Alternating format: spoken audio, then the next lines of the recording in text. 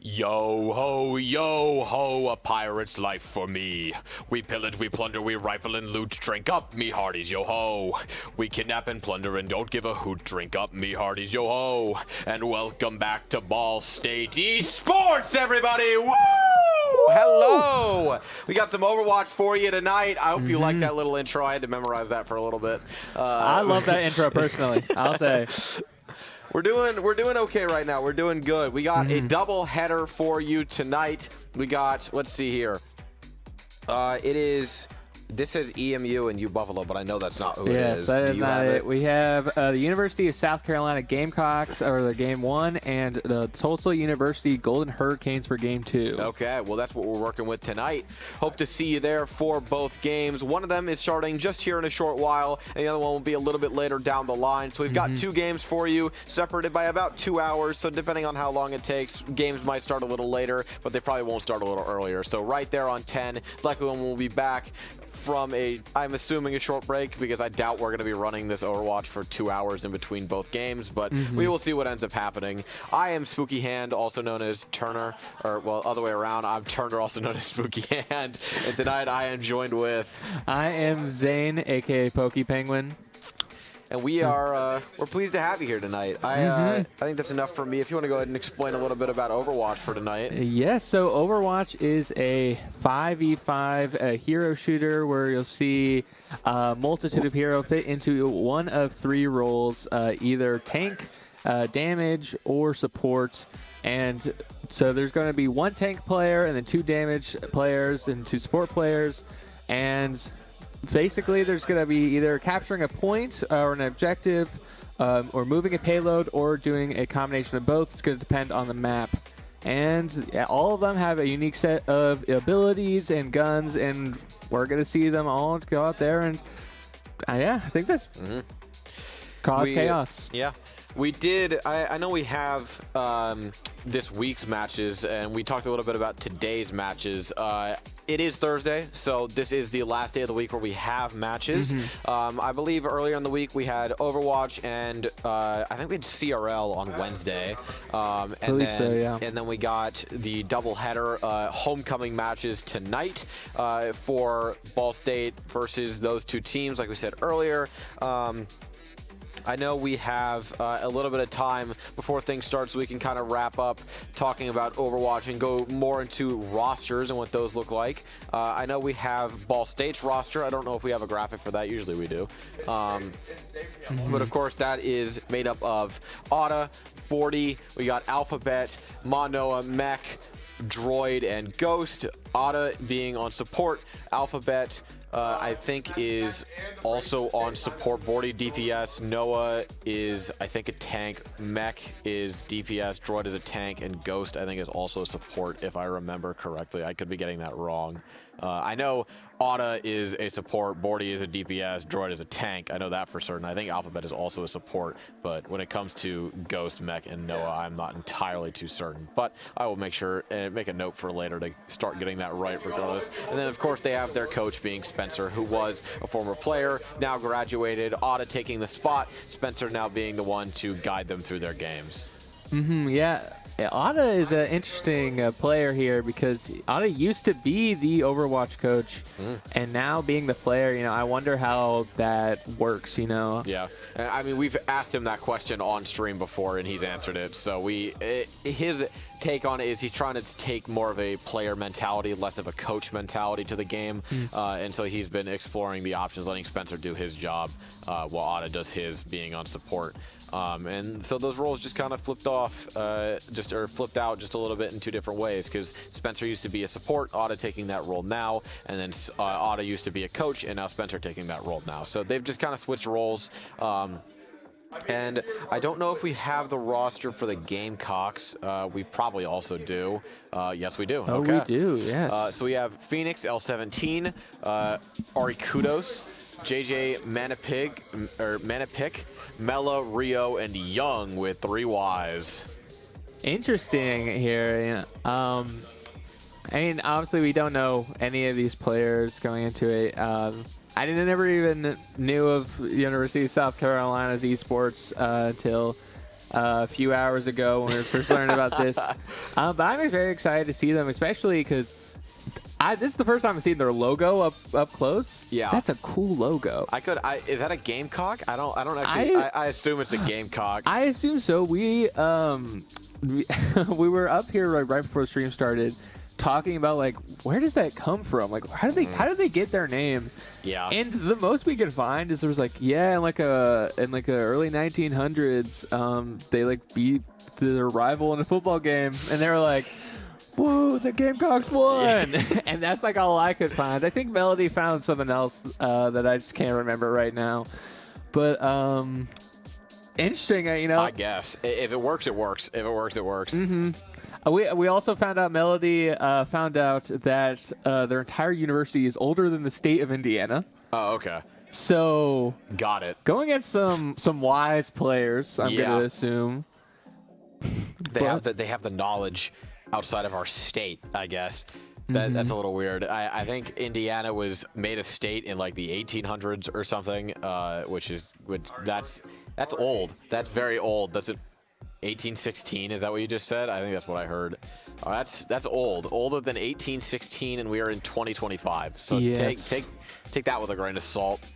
Yeah, I can't remember the exact year Melody told me. I want to say it was like 1809, something like that. So just barely. Yeah. But still, that's crazy.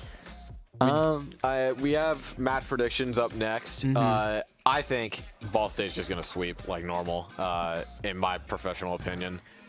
Usually, we don't really get caught up too much. I can't say for certain that I've seen the Gamecocks play, so this could go the other way around. It could be a lot closer of a match, or they could just sweep us.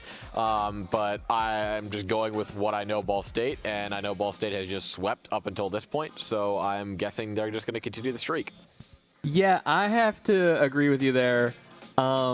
As like you, I don't know much about how the Gamecocks play and what they're gonna do, but I was trying to find a little bit about them before going into the stream. I like to do that, just to see, just to if I could see, the list of players or see, the kind of teams they're playing against. Yeah. And it was a little hard for USC.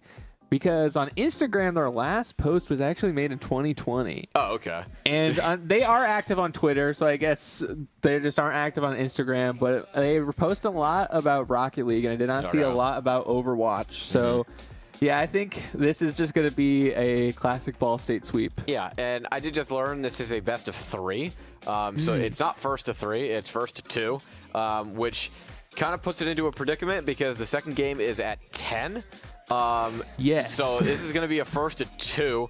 If we sweep, this will be over in like 20 minutes. And so we're going to have like an hour and 15 or an hour and a half of just a we'll be right back screen, which kind of sucks. But I guess we'll get through that when we get to it. Yeah, maybe we could do some long form improv. Not happening. I'm not doing that for an hour and a half. You'd have to kill me. I think we can go ahead and get into the hero highlight next, just to keep this train rolling, because I don't know how much time we have left, but I know game starts at 8. We have Diva, just the mech, no Diva in sight. It's just the mech. So here we go. We got eject and overload your mech, causing it to explode after a short time. This is Diva Bomb, or her nuke. Big range explosion, one shot within line of sight, basically, if you're not behind a shield or a wall or a plant or something. She has her, I think it's called like volley, or like cluster bombs, something like that. It says a volley of explosive rockets, so I'm leaning into volley. But it basically is just a stream of rockets, so it's kind of more her ranged attack, because her cannons, which we will get to later, don't really have much range to them. They're a lot like a infinite ammo, close range, rapid fire shotgun. She has her Diva Matrix, which blocks projectiles in an area in front of you. It just kind of eats them. You can usually just see a projectile, hit the button, which on console it's left trigger. I don't know what it is on PC. And you just kind of eat any projectile. So it's her theoretical shield. And then she has her thrusters, where she can fly in the direction you're facing for, I think it's about 2 seconds or so. And then finally, last but not least, her fusion cannons. Again, those close range, kind of rapid fire-ish shotgun type deal. It has like little to no range. You can shoot it, I think, at an infinite range, but by the time you're about like 10 meters or further back, it's not really, it's doing just poke damage, which can be easily healed off. And so D.Va is just kind of a get in, get out kind of tank, where she's just getting up close and personal and then using her thrusters to either fly away or more into the fight. But we can go ahead and get into Baby D.Va, or the pilot form, but everybody just calls her Baby D.Va. You have eject, which is what happens whenever your mech goes to no health. So D.Va has 2 lives, basically, a little lifeline. So when D.Va mech dies, D.Va will come out of it. She will just eject, and then she has her light gun. It has, I think, 20 rounds. It has no damage fall off, but it just shoots at a distance, and it's a very slow projectile. So you're just kind of shooting it, and using D.Va pilot's ult calls back down her mech. So think of it like going back into the fight. Basically, if you are able to live while you're a pilot, you have like no health, so it's really hard to stay alive and get your second mech. However, if you fall back and just kind of wait a little bit, she earns her mech again relatively fast. I think it's like 2% a second or something, and then she gets like 5% every shot. So theoretically, think about it, 5 times 20 is 100. If you just hit every bullet in your mag, you'll get your ult back, and then you'll get your mech back, and that is the role of D.Va. Yeah, a very interesting tank, especially, only tank really with like kind of 2 health bars, even though the Baby D.Va is the weakest Overwatch character by far. Really, if put in the right hands, can be very dangerous, especially, in that mech form, as you touched on a little bit. You gotta see a lot of dive-ins if we see a D.Va, which I don't know if we will. D.Va is one of those characters I feel like kind of depends on the player. They're out of a lot of the dive tanks. She's up there, but I think she's kind of not really considered the best of the best. I think a lot of the times, especially for Ball State, you see Winston more than you see D.Va. Yeah. I mean, we've never not seen D.Va. We've seen D.Va before. However, I think you see Winston a lot more in the comps that we play. And a lot of the times we can turn non-dive tanks into dive with something like Symmetra. I know we do that a little bit with a Roadhog, where we'll just TP Roadhog to the back line, get a hook kill, TP out, and theoretically that's, I guess, dive, whichever way you want to describe it. Roadhog himself is not a dive tank, but you can utilize other characters to make him into a dive if you just teleport him. I guess you could maybe Life Weaver pull him into an enemy. I guess that's possible. That'd be an interesting to see. Yeah, an interesting strat, but I guess that's on the table. Things of that nature. You can. I mean, it's a sandbox game. You can really do whatever you want with the heroes. I mean, you're limited by their abilities, but you're not limited by the amount of things you can do with said abilities. So it's up to you. Yeah, and Roadhog, unlike D.Va, is so slow, can't move at all. So, imagine, if Roadhog you can doesn't have thrusters. Okay, imagine Roadhog did have thrusters though. Yeah. That's what they gotta add. He lights his gas canister on fire and uses the thrust to fly. I don't know. They gotta add that next update. Add fly. I mean, they've made Zen walk, so I guess they could make Roadhog fly. They have made Zen walk. I forgot about that. Yeah. I think we do have Guess the Hero is up on the chopping block next. I've never personally taken part in this, but we can go ahead and see this. That is. That I know what that is. I think Sigma. I think that's Junker Queen. Is it Junker Queen? Oh yeah, she has her little magnet thing. I think that's her little wristbands.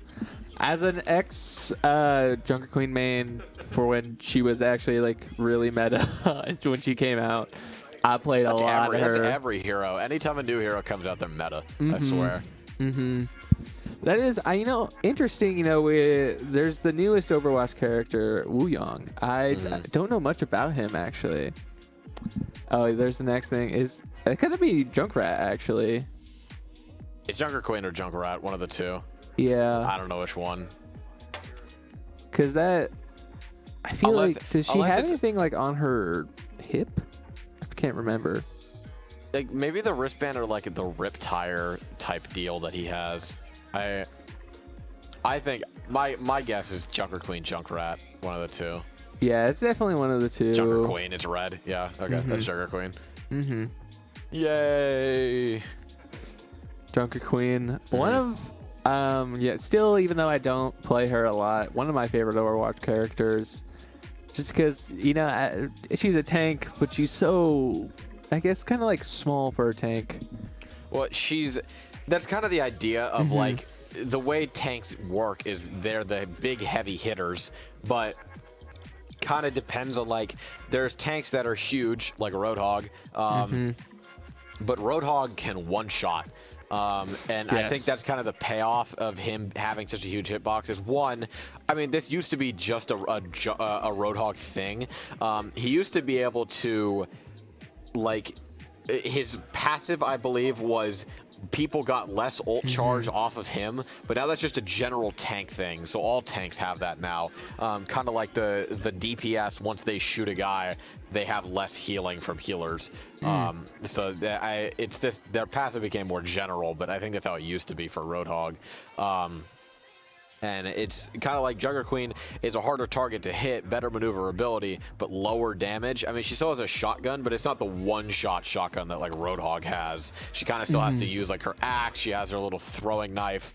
Her shotgun deals a decent amount of damage for a tank, but again, it's not the Roadhog one-shot. So take it as you will. You have, I mean, generally, also the bigger hitbox you have, the more health you have. I think that's why Roadhog has like 700 health without shields, and that's why somebody like Reinhardt is a big target, but he's also in like full armor, so he has less normal health because he's just a little guy in there, but then he's in this giant armor, so he has a lot more shields, that sort of thing. And then shields do different things. I think like blue shields are like, it's like a negative, or no, that's armor. Armor is like a negative 20% damage modifier, and then it's gone, and so then it disappears. And then blue health, I don't know what that does. It might just be shield. I don't remember exactly how it works. Yeah, I always thought blue health, I just assumed it was like shields. Yeah, well, it's green is over health, blue is armor, and then yellow is health. So I don't know necessarily how it works, but I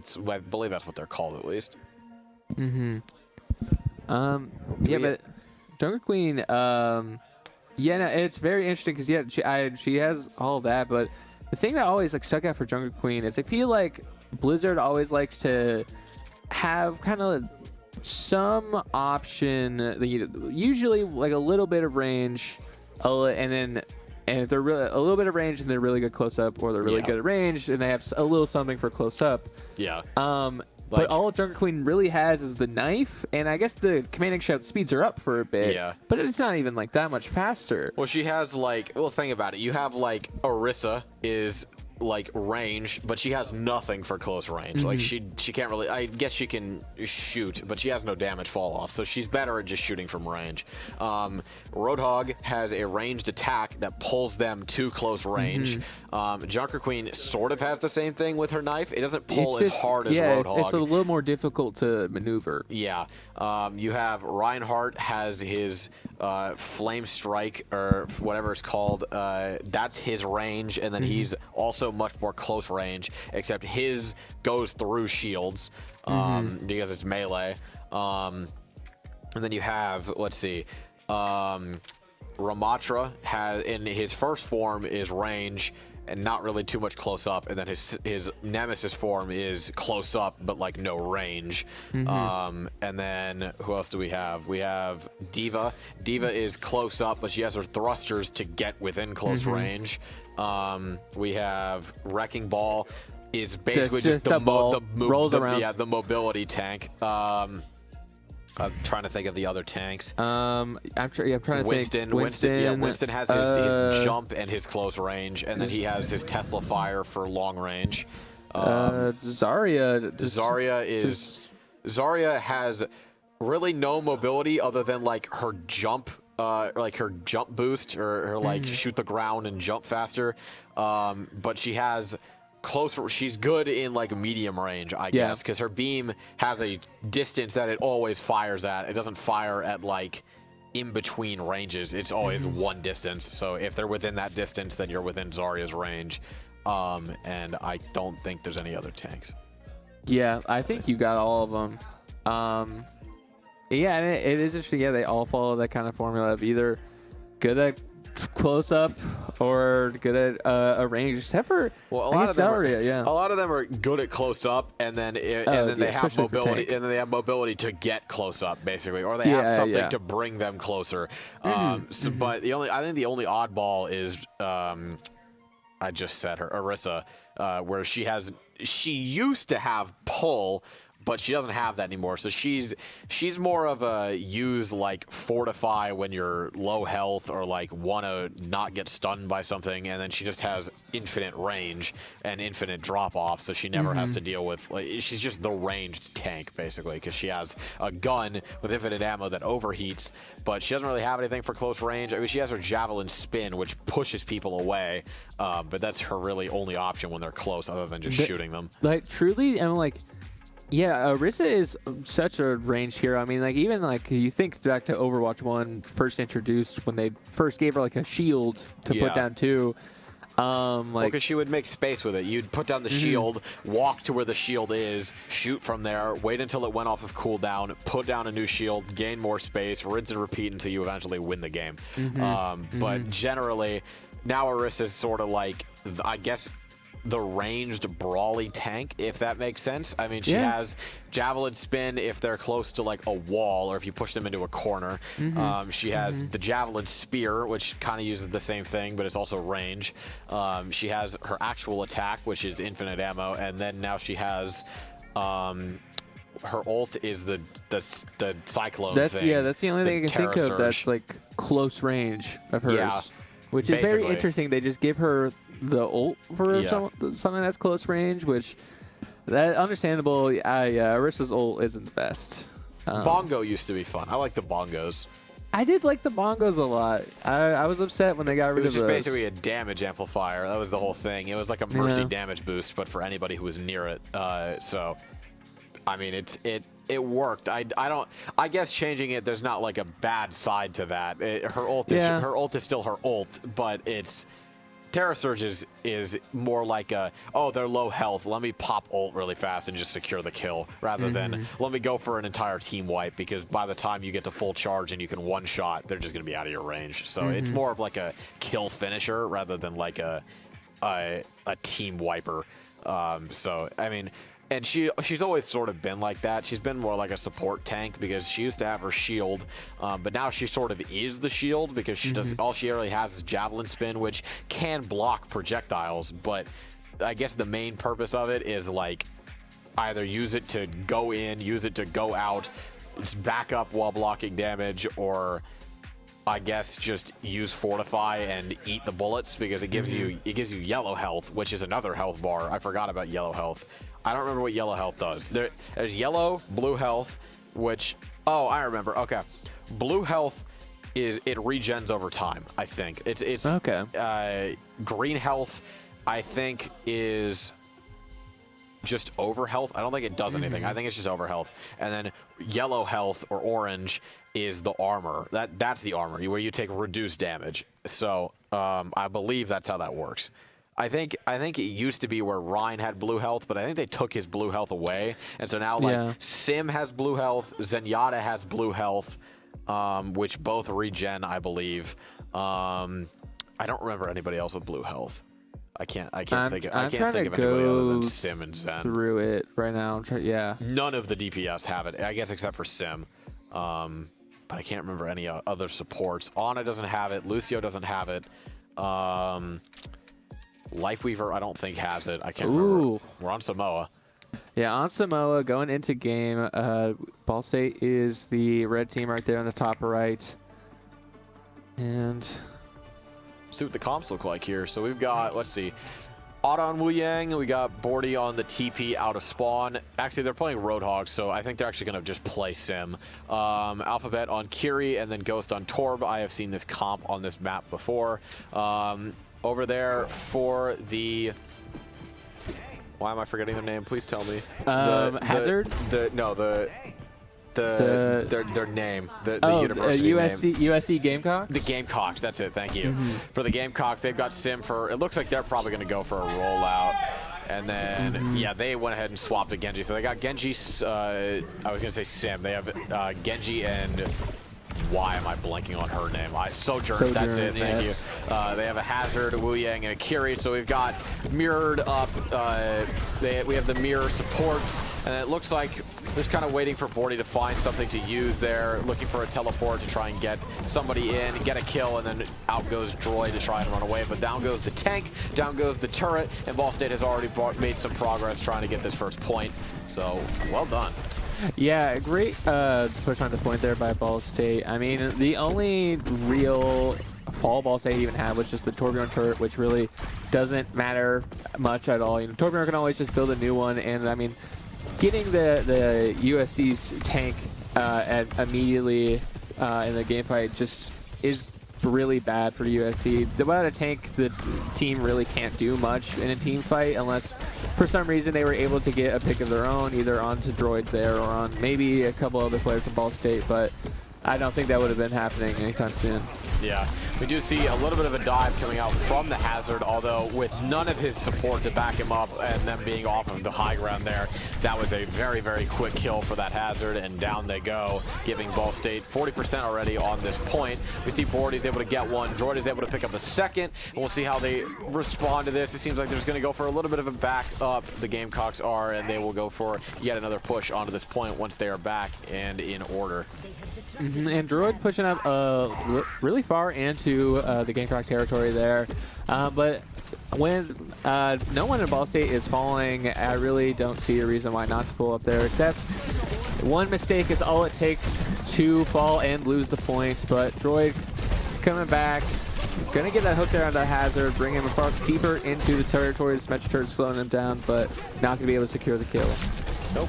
But we will go ahead and see what happens. It seems like the Hazard is trying to break those Sim turrets, although with the Roadhog in his face, it's kind of hard to do so. The Torbjorn and the Wu Yang just taking pop shots here off from the side, just watching these two run onto point here. We are going to see Bordy is going to fall here. They're going to run. Considering Rush goes out from both sides. Out comes the whole hog from Roadhog. We'll see what ends up happening. Gets one pull in. We see the Sojourn go off the point as well. While she did pop her ult, Kiriko is trying to go for one. We see the Genji. Not anything happens with that deflex. Droid still fighting onto this point here. Down goes the Sim ult. Every ult is just coming out into this overtime right now. Roadhog versus the Sojourn. She falls, and the rest of them are just slowly going to trickle out with the Kiri being really the only person to keep them alive. They're going to fall as well as the Hazard, and that is going to be Ball State first point once this Sojourn, no, that was the Wu Yang, dies. Yeah, great first game there for Ball State. I mean, they just kind of played that super well. I mean, having Ghost and I'm forgetting right now which support was playing the Wu Yang. Otta. Otta, yeah, playing the Wu Yang. Always going to be Otta. You see a Wu Yang, it's Otta. That is definitely good to know yet. But just having them kind of be back and have these lines where they're just kind of shooting at everyone on USC's team just from far away when they're playing Torbjorn and Wu Yang. That's already not a good sign, but then having that Hazard just continue to dive into Ball State's backline and just fall over and over again, that also is not going to help. So yeah, going into game two, I'm hoping to see a little bit change from them, or else I'm expecting it to be kind of similar sweep that we saw to that first match there.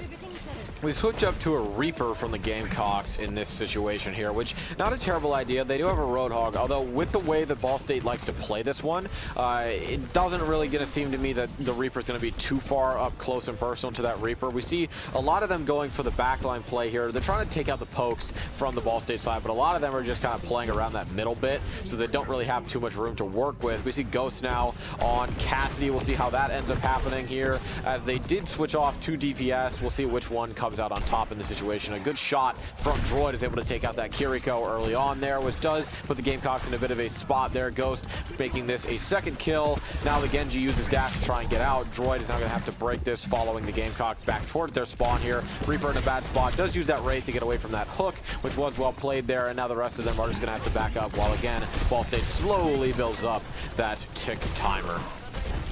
Yeah, Ball State just pushing back USC almost back to their spawn, and USC not really be able to do much about it. They got that switch to the Reaper, but honestly, I don't think that is going to do much against Droid's Droid's tank right here. Especially even though Roadhog is really big and against really big, has a huge hitbox.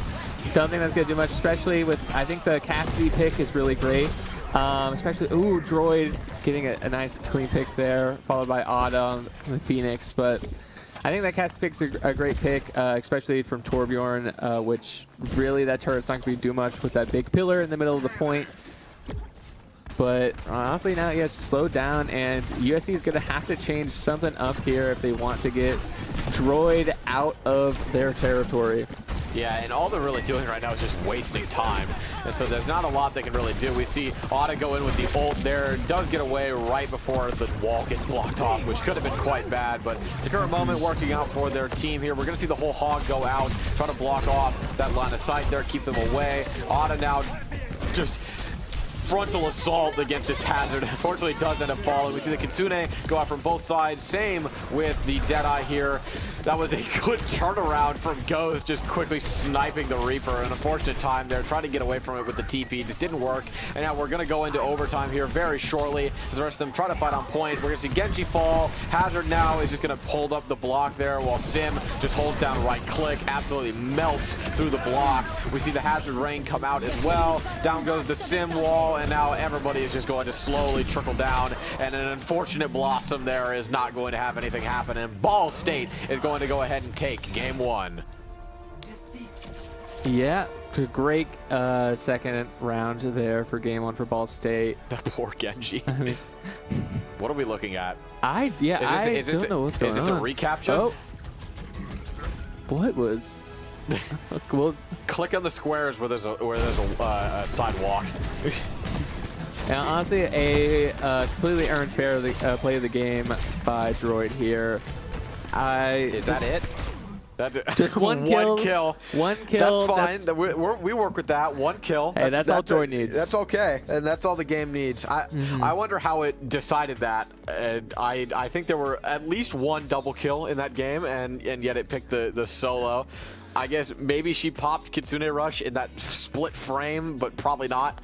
Well, that's the only way I can see that happening, other than like it picking it, just because there wasn't much that happened that game. Yeah. But it just kind of seemed like they were fighting for ults, and then once they got them, Ball State just kind of used theirs, and then they couldn't really do anything about it because they had Whole Hog in the face. They had Wu Yang for just like infinite health. If they needed the wall in case they used Blossom, they had the Sim. Like there wasn't really much they could do. Even like the TP attempt from the Reaper when they're just popping Deadeye in your face. I don't really know what the play was there, but Ball State seemingly took that very well. Yeah, Ball State definitely took that extremely well, and yeah, I think I could kind of see what USC was thinking. You know, I think like, you know, going Reaper and everything, I feel like they were like, okay, Droid is what's causing our problems, you know? That Roadhog, we can't take it down at all. Let's go Reaper and let's do all this. Let's focus on there just to try. And because if Droid falls, then maybe we can get the point. But the reason Droid's not falling is because they got the ADA and all the supports backing them up. Well, they're playing like super far back supports. So like you have like Kiriko can kind of just heal from across the map because it's tracking. So as long as you stay in LOS, you can kind of just sit there and then Kiriko will just be healing you. And then you also have Ada, who is just kind of like a really quick repair dude. So if you're low on health, you just go to Ada and he just patches you up really quick. So and then at the same time, you're like also kind of in their spawn because you're sitting with your sim and teleporting in their face, getting a kill, leaving, and then it's kind of rinse and repeating, going back to your supports, going straight into the enemy lines, going back to your supports, and it's kind of doing that over and over again until you win the game and just stall them out. Yeah, which is kind of exactly what Ball State did, and USC I think kind of started to maybe get the game plan for Ball State right there near the end, and we saw their hazard kill out of there, and they were able to get on point at least a little bit there in game 2. But as you mentioned earlier, they waited to use their ults until then, and then Ball State just counter ulted them. Yeah, and well, because they never needed to use their ults beforehand, there just wasn't a point. They were just kind of holding on to it, waiting for them to use theirs so they could counter ult. So at the same time, it was just they're just playing better than them, so they don't need to use their ults, and it just worked out in their favor. Yeah, and so our next match. Well, we have one more. Next, I was going to say what map do you think? Oh, well, let's see. We picked a control map first. Might go to Flashpoint is a possibility. They might do. I was about to say Convergence, but that's Marvel Rivals. They might go to. Let's see. New Queen Street. Okay, so push. This is, I don't like New Queen Street. Maybe it's, I don't know how, like... Oh, wait, no, this isn't push. Is this control again? Or am I right? No, that's push. Okay, yeah, that's push. Okay, I was going to say. I don't know what I was thinking of. I was about to be, I know, it used to be, New Queen Street used to be the double control back in Overwatch 1, which I loved that map, and I think that's part of the reason why I don't like this version of it. I guess I'm also just not, I like most people, not the biggest push fan. So it's like I like push, but not my favorite. We are apparently getting a few subs in, so we're subbing Mon Noah for Droid and Mech for Ghost is what we're doing. So we will see some new faces here on this roster for us, and then I guess we'll go from there. So I'm assuming they're subbing in because they don't really need to play their heart out, if I had to guess. But whatever works. Yeah, I don't think Ghost or Droid really need to be in this. I don't think they're going to be the deciders on if we win or lose. But I am excited to see how the other players play. Yeah, I mean, we'll see if they sub out a little bit. I think they had 6 on their roster too, so they might go for a little sub, but we'll see. Next map, though, New Queen Street, so we've got push. I believe you're only given 10 minutes once the robot unlocks, and you just kind of go back and forth. I mean, I don't like push. I'm not a huge fan of push. I will always say that, but I mean, it works, so. Yeah, push definitely does work, and I think Blizzard has kind of been able to work through a bit of like the problems that push had, especially when they first added it. But push definitely is the weakest, I think, out of all of the other game modes. Yeah. So I'm trying to think, like, yeah, like even just like map wise, I'm trying to think of all the push maps right now. Like right now, I'm only thinking of New Queen Street and Coliseum. Yeah, New Queen Street, Coliseo, and then there's the I think is it Esperanza is one. I think I don't know. There's something like that. Yeah, I can visualize it, but I can't remember its name. I can't either. Okay. It's making me crazy right now, but okay. I do like Coliseo a bit. But it's just, yeah, like there are so many better maps than most of the other push maps out there. But New Queen Street, I do think has a nice little vibe to it. I think, a lot of Overwatch maps kind of go for this more like, kind of like hyper exotic or kind of space. You know, they have a lot of eccentric characters, gotta have a lot of eccentric settings, but this is just kind of like a town. Yeah, it's just, I mean, it's a city, basically, so. Yeah, it's just a city with a nice little hockey guy right there in the middle. Yep. But going into the character selections here, seeing completely different ones other than Ada on that Wu Yang right there. And we are going to see a D.Va there from Ball State. But other than that, yeah, we got Tracer and the Ana, which I think are classic choices, especially that Ana there in this map. It's going to be a great pick. And pretty much similar characters for USC. We have the Hazard and we got the Kiriko still, but got that Cassidy, Tracer, and that Lucio. We'll see the D.Va getting a little bit of action here. Mech is able to pick off one really early on. And so while the D.Va doesn't really have the potential to try and out-damage a pocketed Hazard there, we might be able to see them get a little bit of a pick here as Bordy tries to go back and forth, find themselves a pick, much like what happened with the pick earlier from Mech. We'll go ahead and see what ends up happening here as they fight over the staircase. And again, some of that action we're seeing from D.Va where she's just kind of flying into the action and then backing up. And again, Mech is able to pick off one pretty early on, which puts them in a 5-4 deficit still. And so we will see what ends up happening as we already push towards that quarter mark. Yeah, Mech getting those picks off is definitely really bad there for USC. Not only are they getting picks off by the Ana being able to slowly kind of drain the health of their players from extremely far away too, is going to hurt them extremely bad because especially their team does not have a lot of super far range like Ball State does.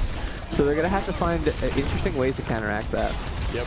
And we are going to be seeing one quick kill onto Kiriko. Lucio's in a bad spot too. We're seeing Bordy's able to pick up one as well. D.Va is low, but just getting healed there. Bordy's able to find a second one as well. And Ball State has already reached the halfway mark, and they have not been contested at all yet. Yeah, really, USC hasn't been able to get to that robot at all, pretty much. It seems like that Hazard keeps being able to get picked off, or especially that Tracer keeps getting picked off by Mech there. And they're going to have to find something. That Tracer's going for out of there as Wuyong, but able to defend a little bit and just going to back off. See what ends up happening here as we see the Tracer go in there. Backs up because Cassidy does have that flashbang, but not going to happen.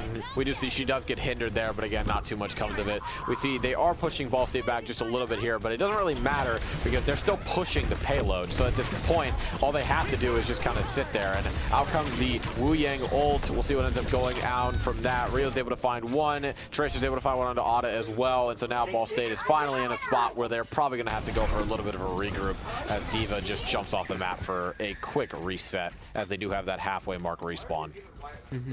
Definitely, I was glad to see a little bit of life come out of USC here. I was very skeptical a bit about that switch from Hazard to Doomfist there, but it seems to be working out at least so far for them as they're finally gaining a little bit of ground right there, but they do have a lot of ground to make up if they want to win this match. Yeah, and while Ball State has already pushed it a whopping 3/4 of the way there in the first 4 minutes of this game, so depending on how well this goes from here out, Ball State might be done before that timer even hits like 3 minutes or so, but we'll end up seeing what happens here. Doomfist is already pretty low, forces out one ult.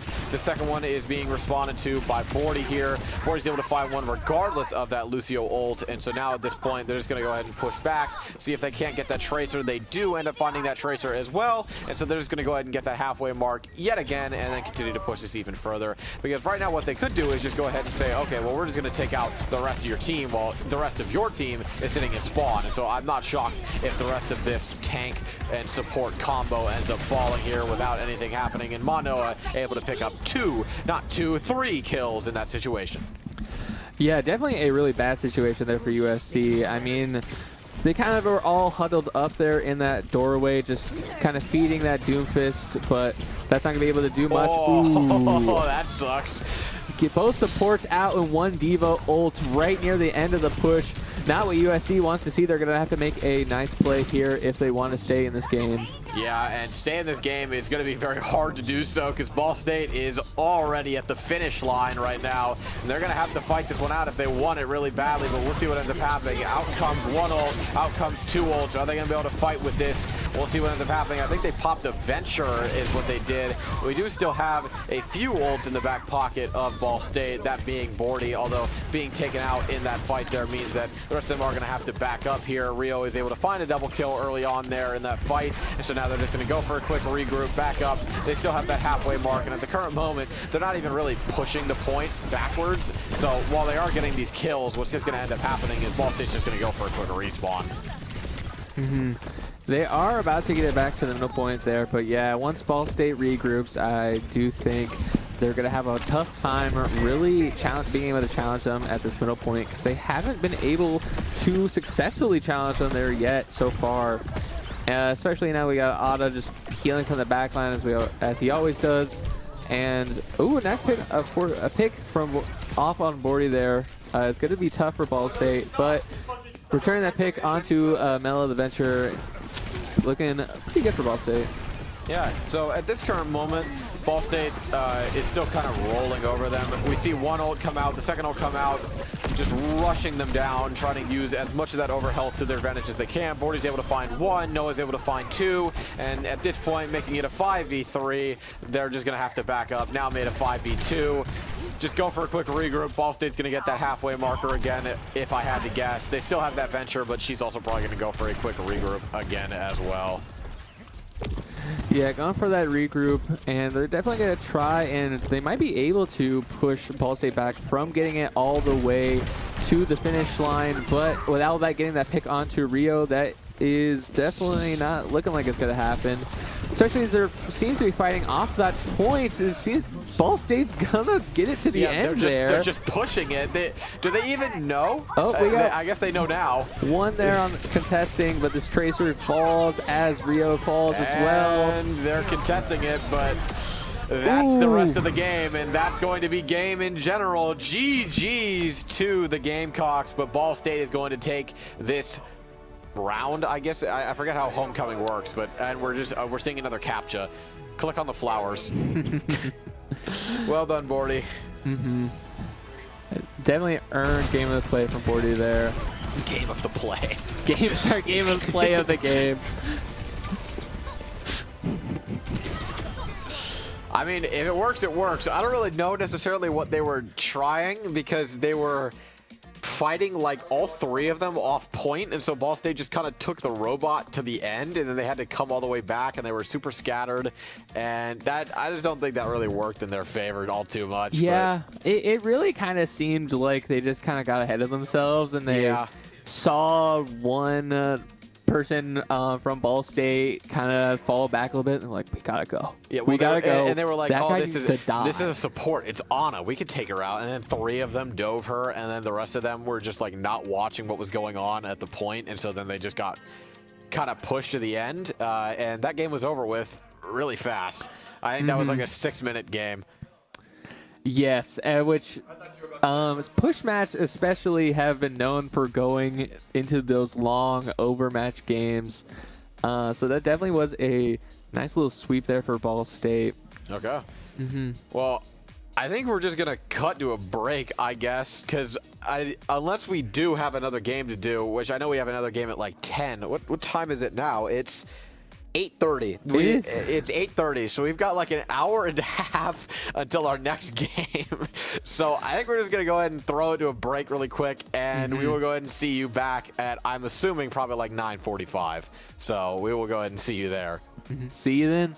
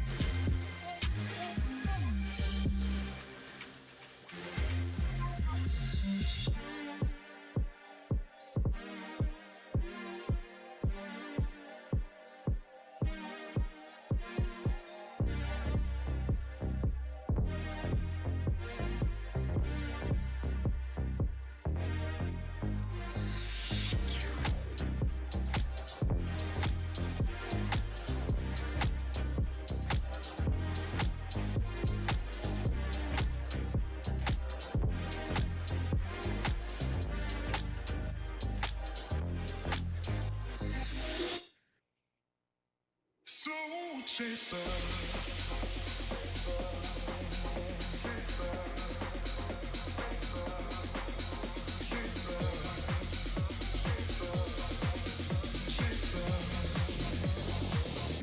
Soul chaser.